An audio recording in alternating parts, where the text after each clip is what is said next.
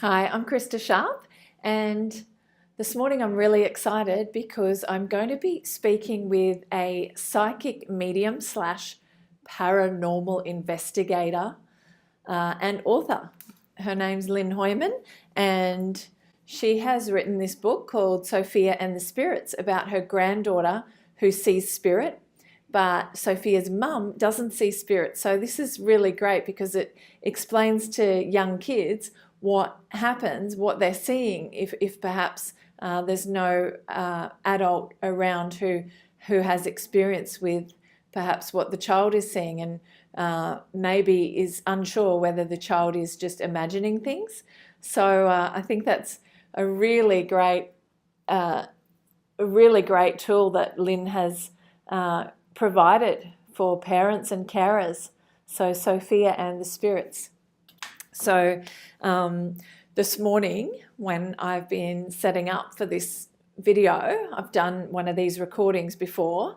I'm a little bit concerned that the tech isn't going to work because we did a test yesterday and the tech didn't work properly. So yeah, this morning, the first intro that I did, the audio worked, no vision.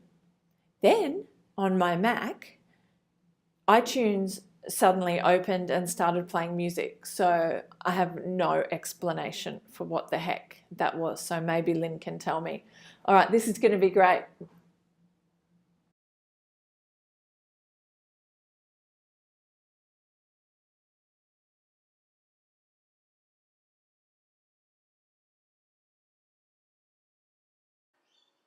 I'm Krista Sharp. Hoyman. Hello. Lynn, tell us about yourself. So I work as a psychic medium, past life regression therapist, an energy healer, and a paranormal investigator. Yeah. Okay, and you're also an author? I am, Sophia and the Spirits. That is my granddaughter and brother-in-law on the cover there. So my granddaughter's had experiences since she was around 2 years old, where she would see and sense spirits around her. So she's had nice experiences from, obviously, Peter, my brother-in-law, visits her quite often.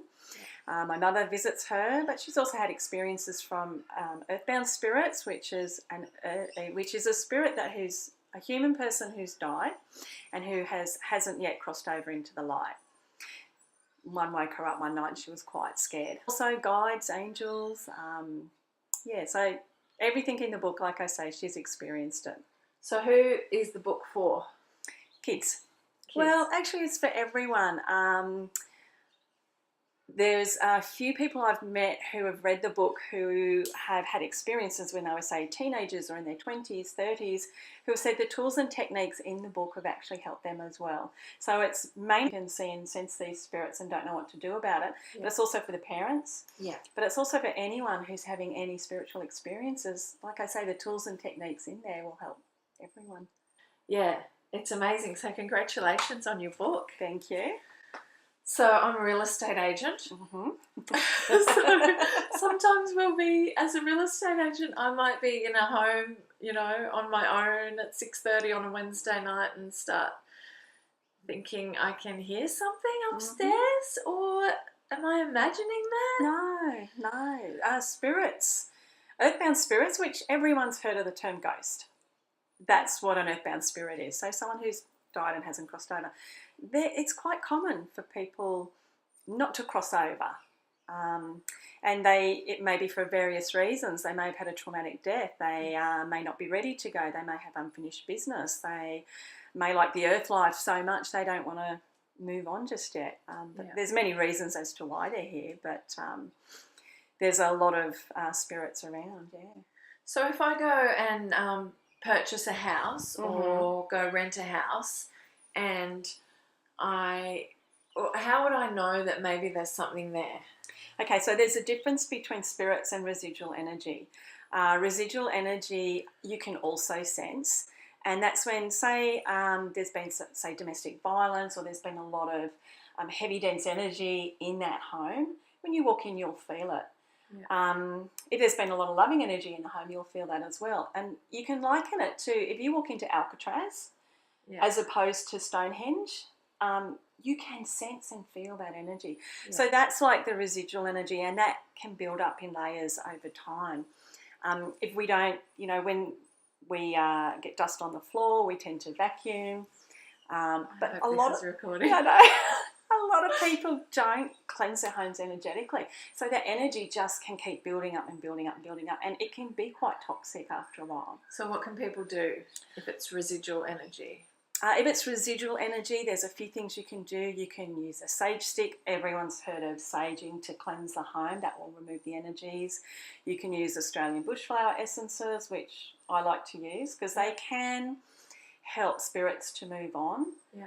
It's got lichen in it, so if they're wanting to cross over, that will help. Just so you know, when you sage, generally the house will feel really good and you'll think, oh, that spirit's gone, feeling great. Sage can make spirits a bit dopey, but if they don't want to cross over, they might stay around, and you might notice the activity pick up in about 2 weeks after you've done your initial cleansing. So it doesn't always move the spirits on. So then what? Other ways to cleanse your home is crystals, open the windows, sunlight, all those types of things will help. The singing bells, the singing bowls, bells, anything, frequency music, all that will raise the vibration of the home. Mm-hmm. If you want to move on a spirit, you need to connect with that spirit. But there's a really easy technique. It's in the book.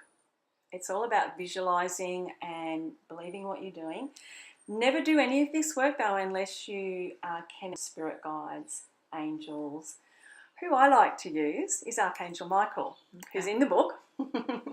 He's great for moving on spirits, and he's very protective. He has a sword and a shield, and so he's great for this type of work.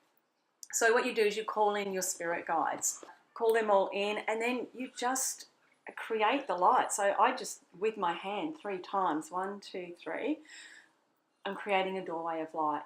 That's for the spirit to step through. Okay. Spirit, and I'll start talking to them, and I'll say, well, hey, what's going on? Do you know you're dead? You have to be blunt. Yeah, you have to be blunt. Because a lot of times they don't know if it's been sudden or traumatic. Oh. They might have just got out of their body and they wandered around and thought, why is no one talking to me now? It's quite sad. Yeah. So I do like to be quite blunt, and then I can say, well, you can't stay in this space. You need to go home. Yeah. So it's really nice to move them on if you've got them. If you want to move them on and you can't communicate with them or get a sense of what's going on, you can just say, here's the doorway to home. This is where you need to be. Step through. If you feel uncomfortable creating the light and you feel a little bit weird, going, hey, Archangel Michael, come here.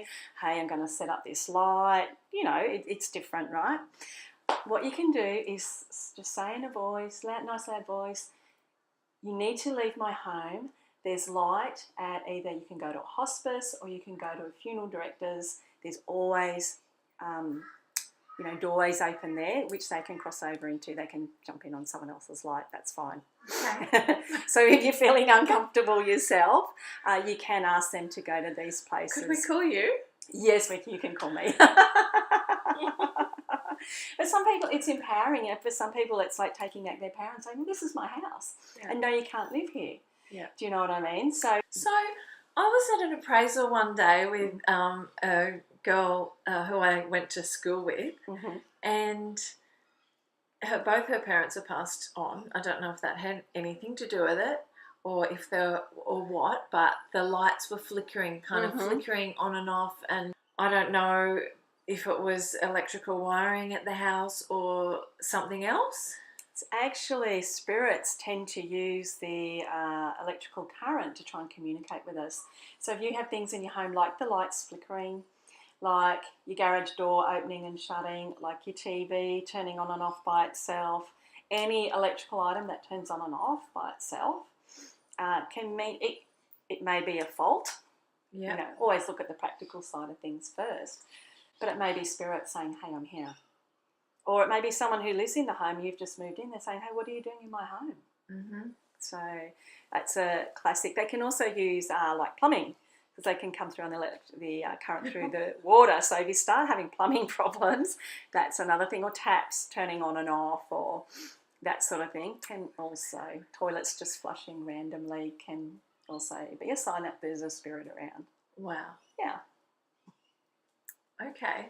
So if we think there's a spirit in our house, we can do something about it ourselves, or we can get someone like you. Yes. Yes. Absolutely. Okay. Absolutely. All right. Well, thank you very much for meeting with me today. Not a problem. Been a pleasure. Thanks for having me.